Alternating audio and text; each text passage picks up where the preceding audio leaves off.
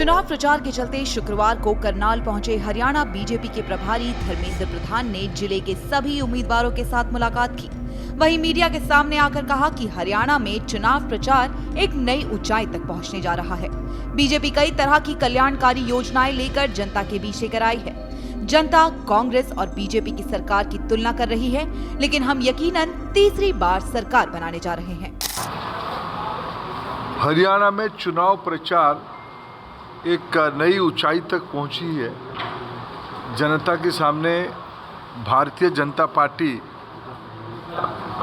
लाडो लक्ष्मी योजना से 26 फसलों में एमएसपी देने की दायित्व से अनेक कल्याणकारी कामों को बिना खर्ची बिना पर्ची लाखों नए नियुक्ति करवाने से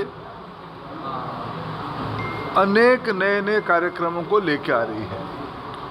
जनता कांग्रेस की पिछले 4 से 14 की सरकार और भारतीय जनता पार्टी की 14 से 24 की सरकार की तुलना कर रही है। जिस प्रकार के जमीनी फीडबैक आ रही है, भारतीय जनता पार्टी स्पष्ट बहुमत के साथ तीसरे बार प्रदेश में सेवा करने की हमको अवसर मिलेगा। हम पूरा आत्मविश्वास के साथ इसको कहते हैं।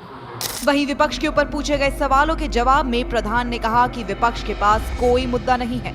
हम लोग समाज के सभी लोगों को समझाने में सफल हो रहे हैं। मैं खुद 50 से ज्यादा विधानसभा सीट पर गया हूं। हरियाणा में फिर से सेवा करने का अवसर हमें मिलेगा। प्रतिपक्ष के पास कोई मुद्दा नहीं है। प्रतिपक्ष हताश है। समाज की सभी वर्ग के लोगों को हम समझाने में सफल हो रहे हैं।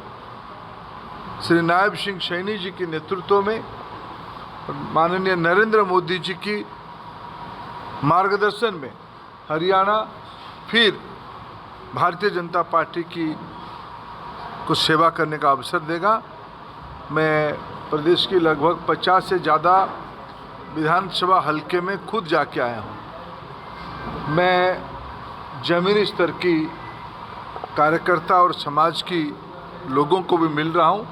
मैं पूरा विश्वास के साथ कह रहा हूँ, भारतीय जनता पार्टी सरकार बनाएगी। हाल ही में कांग्रेस नेता राहुल गांधी ने करनाल के असंग में डंकी और विदेश जाने का मुद्दा उठाया था।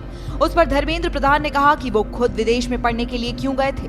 उनको भारत के प्रति इतना लगाव था, क्यों गए विदेश। वो ऐसे नेता हैं जो भारत से बाहर जाकर भारत को गाली देते हैं। राहुल गांधी आए थे, उन्होंने बेरोजगारी का मुद्दा उठाया और ये मुद्दा उठाया कि डंकी के माध्यम से तमाम युवा विदेश जा रहे हैं। तो क्यों पढ़ने गए थे विदेश? वो खुद क्यों पढ़ने गए थे विदेश? तो उनको भारत के प्रति इतना लगाव था तो भारत से बाहर जाके भारत को गाली देने वाले में श्री राहुल गांधी है। वो अमेरिका में जाके कहते हैं हम सत्ता में आने के बाद आरक्षण को बंद कर देंगे।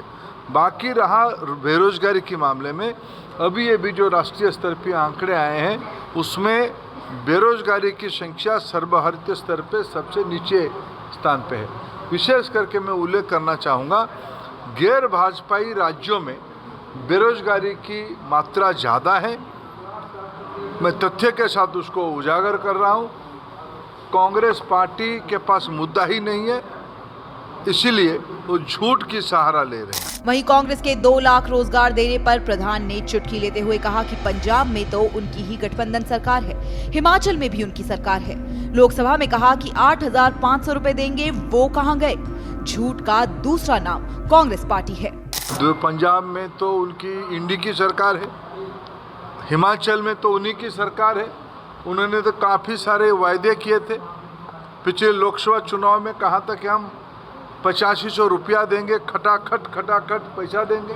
वो कहाँ गया उनकी खटाखट की पैसा? जहाँ उन्होंने हिमाचल जैसे राज्यों में लोगों को सब कुछ देने का वायदा करके आए थे, पड़ोस की राज्य सब उसको लोग अनुभव कर रहे हैं।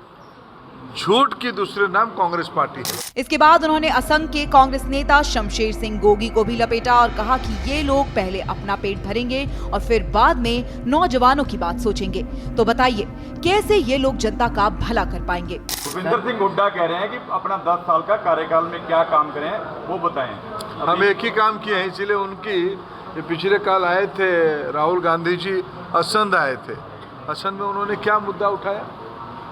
असंध की उनकी विधायक की जो प्रत्याशी है उन्होंने क्या मुद्दे पे चुनाव लड़ा कि हम पहले नौकरी खर्ची पर्ची में नौकरी देंगे।